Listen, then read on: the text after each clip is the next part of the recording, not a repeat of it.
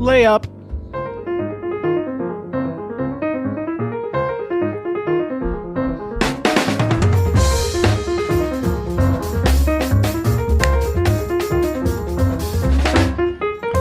I'm Adam Ennis. And I'm Peter Martin. And you're listening to the You'll Hear It podcast. Music advice and conversation coming at you. Conversation and solid two-handed passes, Peter, and boxing out hard as hell. Pulling the rug out from under some folks, maybe. Setting picks. Setting picks on Miles Davis.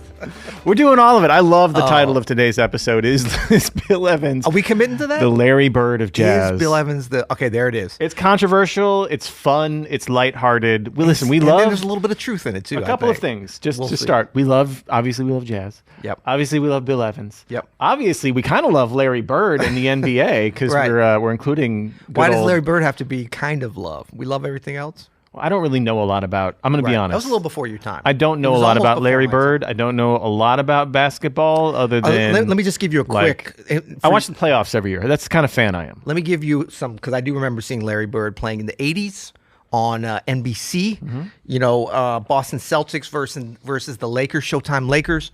So I'll give you and some of our other younger audiences a little bit of a encapsulation of who Larry Bird was and is. Please do. The Bill Evans of the NBA. Okay. That's what it is. That's all you need to know. Specific. That's very specific. So if you see Mr. Bird, in Indiana or anywhere else, just let him know that. So today's episode, I mean, we're having fun already, but there's going to be talk about race, and there's going to be talk about how it affects these two mediums, one of basketball and one of jazz. Right. We're going to be talking about race in terms of a race to the bottom of the podcast list if we don't pull this off right. This is an unusual episode, too, because I think this is the only time we've had multiple takes stretched out over several weeks to make this episode. We're usually very good about our first or second take on these. Yeah. And never before have we started one, abandoned it, come back to it, and then come back to it again. Yeah, it's just there's not a great hook here other than the great title that we came up with. Which is, and you know what? So just trying to I feel like we're also trying to force some of these things into a boxes. Like the comparisons between basketball and jazz are frankly overdone. Right. But maybe people's perception of it, the fans and the general like how you look at an individual and where is their placement within the music or within the sport or within the team or within what is the cultural phenomenon that surrounds it? You know, we're not going to be looking at how did Larry Bird play at 251 compared to Bill Evans, obviously. Yeah, this actually has nothing to do with the individuals and more about the sort of media and chatter around these two individuals. Yeah. I think that's how I look at it because it as far as the music or the basketball or whatever is concerned. Stylistically, we're not going to be making any connections. I don't think. No, there's none to be made, really. But this is also spurred on, we just did an episode where we watched Brad Mehldau in the 90s. Yes. And Peter, none other than Brad Mehldau commented on that video. I know. And Are we sure it was the real Brad Mehldau? We're not totally sure, but it's got to be. We think so. It's got to be. But it says Brad Mehldau 4436. Big shout out to Brad Mehldau for not only commenting, but I mean, we'll have a link to this specifically. Link to the video. Because his comment is like a little mini essay that's kind of better than the video, actually. I mean, it so reminds you might want to me go there and just read that. Of his album liner notes. Yes. He writes these beautiful essays. And he wrote us a beautiful essay in a YouTube comment. Didn't you want to be like, Brad, I don't know if you know how YouTube works. They're not usually this well thought out and eloquently written. It's usually like a bunch of bullshit. So. But big shout out to Brad for pushing us to this episode, because I guess we mentioned it. I didn't even remember We did mention that because we had just, remember, before we recorded that Brad Mehldau episode, we had tried to record this episode a couple times and sort of fell on our faces with it. Right. And then, but I put it out there as like a throwing down the gauntlet. We are going to do the Larry Bird, Bill Evans episode. And Brad even commented, maybe you'll address this on your Larry Bird, Bill Evans episode. I think he was like, I'm looking forward to it. So we're like, now we got to do it. Yeah, now we all right, we're doing it. This is for all you guys and Brad. So, okay.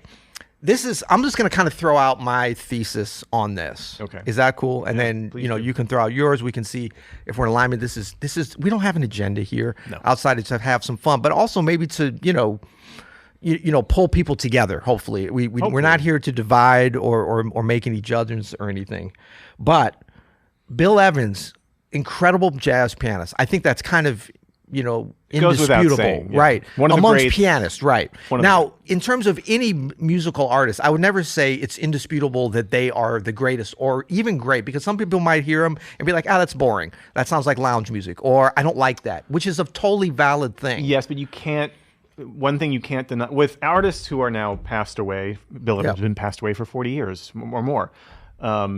But you can't deny his impact on the music historically and the influence that he had. Absolutely. So there's no denying that. Yeah, and I think that we're talking kind of from like, how much of a pianist he is. Like all great jazz pianists. Yeah, of course. Just like I think with that would be maybe a parallel with Larry Bird. There's not going to be any like fellow NBA players, great basketball players, they wouldn't admire his skill and his skill set. Legacy, championships speak for themselves. So Bill Evans, fantastic pianist, big influence on me. But I've always noticed, and I'm thinking back to even when I first heard him on record, of course, and he was still alive at that time, or had just passed away right around that time. I always noticed like a little bit of let's push him up even higher than maybe we even feel the love for him as pianist or as the general sort of jazz audience, because of his race, possibly. Like a little bit of elevation beyond, a little bit of like extra mentioning of him, a little bit of like Bill Evans, the greatest trio of all time. Right. Sometimes just out of necessary space to the exclusion of some other wonderful jazz pianists as well. Now, when we talk about like Oscar Peterson or Herbie Hancock or like the Chick Corea, there's always like we would never get into like a ranking of them. Well, we did. We've done it several times. But it's a little bit tongue in cheek. It is tongue. It's all subjective. There's a group of like the masters. Yeah, of course. But there's definitely a group of like the most influential, just like blow your socks off. That is a very small group, and Bill Evans is probably not in that group for me. But he's certainly right up there. And so if you look at like a Larry Bird in the NBA, one of the 50 great players that's been documented, I think everybody pretty much agrees with that. But if you get into saying, oh, he's one of the 3 greatest NBA players of all time, and you're throwing into that because he's the best white player, like even if that's a subconscious thing, I'm not faulting anyone. No, there's loads. But that does happen. Of course, there's loads of subconscious in-group, out-group things happening with any of this stuff, for sure. How you see yourself, how you perceive others to see you is all part of, I think, how people behave towards this stuff. I'm interested too in Brad Mehldau's comment on our recent video, which sounds freaking amazing to say out loud. Brad had mentioned like there is this sort of thing of like, I think people compare, like people would always say, you sound like Bill Evans. You know what I mean? And I think it's because you would say to them, racist. No, because I'm a white pianist and that's the only white pianist they know, right? Like that's something. Or you sound like Dave Brubeck. And I never really checked out a lot of Dave Brubeck aside from like the Time Out album that my dad had. So it was always puzzling. Like, why do you think I sound like Dave Brubeck? Like, I don't even know much of his music. I like what I hear, but it's not my guy. You know what I mean? Yeah. Like, why don't you think I sound like Wynton Kelly or Bud Powell or the other or Hank Jones, all these other pianists that I listen to way more than Dave Brubeck or Bill Evans. I listen to a ton of Bill Evans too, by the way. So it's certainly in there. Like, I could see it, but it's funny. No one's ever like, oh man, I hear that Hank Jones stuff in you, even though that's probably like the stuff at this point that's most, or the McCoy. I hear all the McCoy Tyner stuff.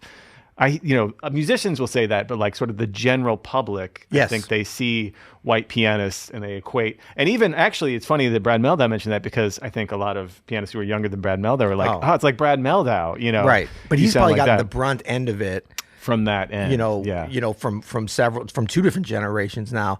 And so full disclosure, and I just want to be honest and transparent and say that I definitely don't have the answers, but I think a healthy discussion of this is important. When I heard Bill Evans, and it was the first time was with Miles Davis on a couple different records. I don't remember the exact sequence. They were all kind of around the same time, but for sure, Kind of Blue, of course. And then there's this great record, I think it's Live at the Plaza, where he's,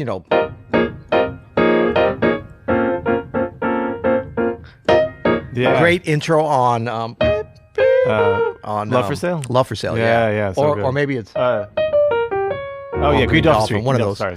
But like I remember hearing that, and like I was really attracted to his playing, and to be honest, it was also like, wow, there's one white guy because there was like a picture on the back of the album, right? So I didn't gravitate to that because of that. But I was like, who's playing piano? Because I kind of knew about Wynton Kelly and Red Garland. I've been listening to some of those. And Herbie was really my first entry point with Miles Davis. Partly because like my dad said, oh, I've got this, I had Rocket that record that came out kind of as I was getting into jazz. That was a pop record when you were a kid. That was on the radio. So I was like, I love Herbie Hancock. My dad's like, I think that guy played with Miles Davis back in the 60s. I was like, what? And I was like, you know what you're talking about. It's Herbie Hancock. And then I went and, heard My Funny Valentine and was like mind blown or whatever. So I started checking out different Miles periods. So Miles was my entry point for Bill Evans. And so there was definitely like for a young white piano player, there was a confidence boost by seeing that. It was kind of like, oh, okay, cool. I can make it to the NBA. Yeah, exactly. So this is the connect. No, but I think we figured it out. Yeah, but I'm saying like if you're in a situation where there's predominantly, yeah.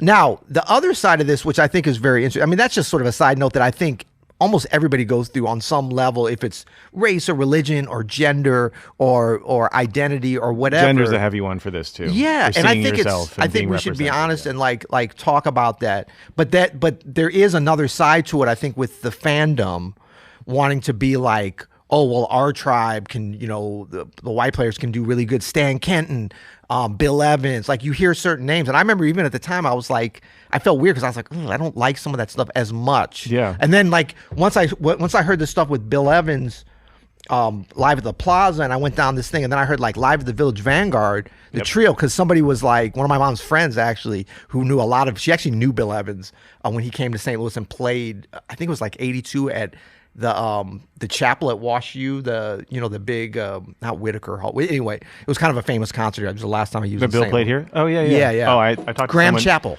I talked to someone who drove him to that gig. Interesting. That'll be for another episode. Yep. Graham Chapel. He played there, I believe 82 or 83 or something.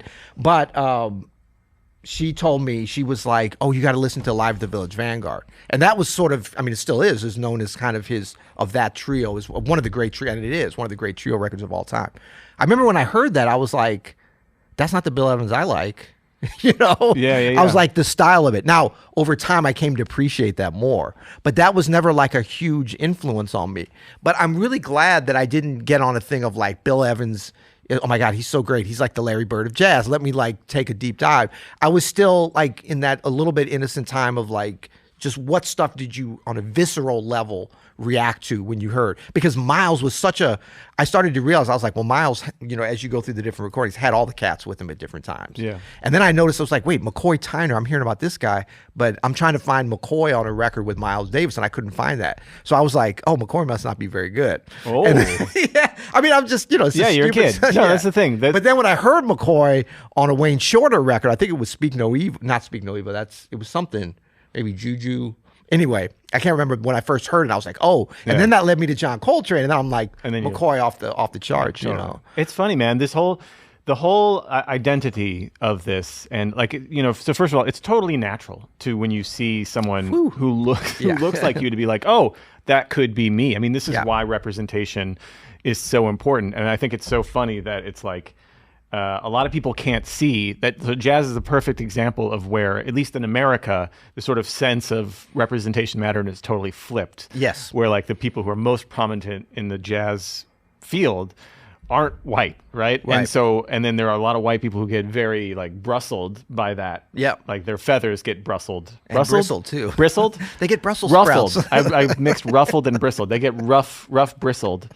By that thing, and it's just like, bro, you're so close to seeing the whole picture here of what is actually happening and why representation is important in all of these sort of other fields, right? And for me, man, around this whole conversation, it's like you get into this when you're a kid, and I was dumb and don't know enough about any of these complicated politics or race or anything like this, or even the history of the music. I'm just going by literally what feels and sounds good to me.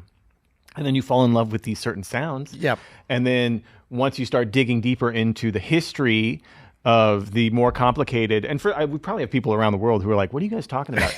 This whole conversation is... Or maybe they're thinking of Bill Evans, the saxophone player. They're like, you idiot, he didn't play like piano. In America, this is like a very, like complicated, ever evolving topic that is sticky. It's sticky to talk about.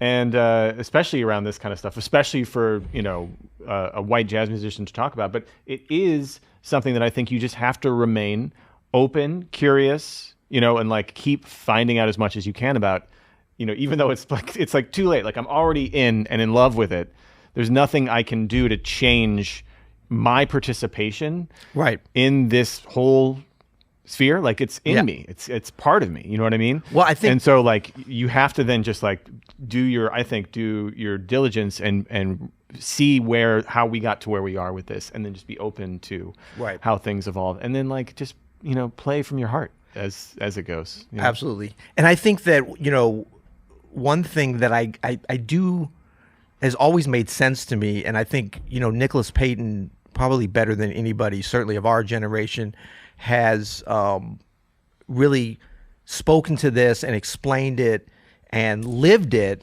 and really philosophized, you know, not even philosophized, just described it in such an accurate way. He has been I think the leader of describing it in a way that actually has like put light bulbs in my brain about like, oh, this is what is happening. Because it's the reality. It is the reality. So when you talk about Black American music, like that's what this music is. It makes so much sense when you start like digging just barely under the surface of all of it. It doesn't take much work. So that's the heritage. That's when we talk about the culture. That's what it is. And I think that Bill Evans, like where some may go astray when they say, well, no, it's not, because look, Bill Evans was good. You're missing the thing. Because like the music and the culture and the lineage of it, as long as it keeps existing and we don't screw it up.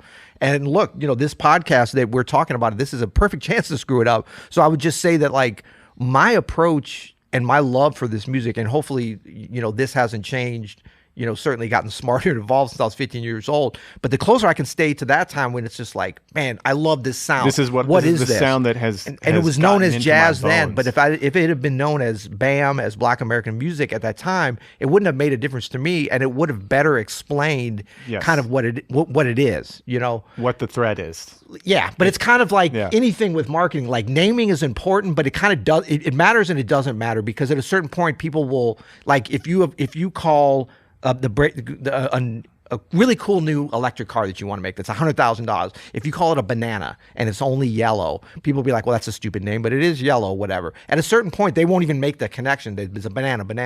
That just becomes what the name is. Now, it might not have been the best naming, and that's, I think, kind of what has happened with jazz. But when you talk about the music, the culture, the lineage of what it is, the sound, and you know, we can debate endlessly, like, well, what does that mean? Swing? Does that mean funk or whatever? Like, if you know it, you know it. It's a feeling, yeah. I mean, it's Bill Evans when he's playing, you know, on live at the Interplay. I'm always talking about that record. That's like some of my favorite Bill Evans stuff. But it's also Bill Evans trio playing at the Vanguard. Absolutely. Yeah. Well, maybe since we got the and we haven't talked enough about Larry Bird in the NBA. Not a lot. The way it's a pretty loose Luka analogy. It's Doncic loose, or something, you know, that's grown up in Slovenia. The audacity of Luka. Not only is he a great athlete, although if you look at him, and he's kind of out of shape right now. I saw him in the game the other day. You know, he's not like Luka. You can write to Peter Martin. No. He's a very gifted athlete, but he's not the most athletic player to ever come into the league. But he's very skilled, and he's very connected to the culture of American basketball, NBA, whatever the hell you want to call it. Yeah. Black American NBA. Yeah. You know, whatever it is. And so it's like, you know, are people celebrating him too much? Probably so, like they did Larry Bird or whatever. But I think it is interesting to think about this. And, you know, to your point that people bring up, we don't talk about Bill Evans enough. I think we talk about an appropriate amount because we love Bill Evans, but we love Hank Jones. We love, we don't talk about Cedar Walton nearly as much. That's true. And he's so influential on us. 10 Brad for me. was talking about hearing him, and it took me back to Sweet Basil's. He was the trio in 1988. in the 80s. Yeah, man. And then again, you know, the further it's kind of too like the Loive episode that we did. Yeah, remember Adam Neely talked about. Did we talk about Loive too much? Well, we just learned about her. Just learned about her, and I don't think that's how you pronounce her name. But Adam Neely was talking about sort of like Black American music and its connection to New Orleans culture, specifically New Orleans culture. And when you're down in New Orleans, you feel that. Right. You feel how the music feels.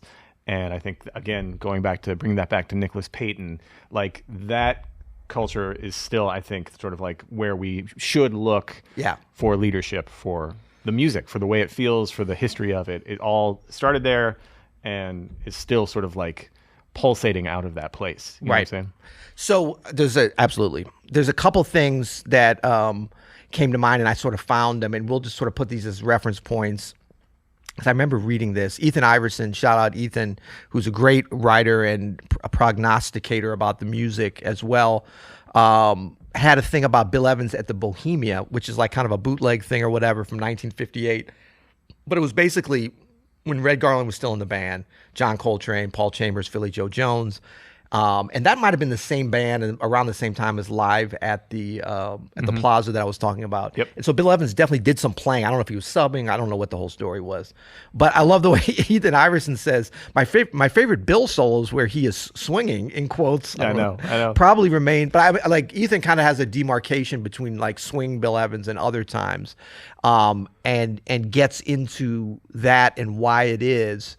And so we'll link to that because that's some really, like, if you want to kind of go on a deeper dive, stuff that I've never really thought about a lot. But it did get me thinking again about this period and how much I like Bill Evans. And this is not to take away from everything. I mean, look, the duo record with Tony Bennett is amazing. I mean, that's a masterpiece. Undercurrent with Jim Hall is also a masterpiece. Absolutely. Beautiful. You know, Interplay I feel like isn't talked about.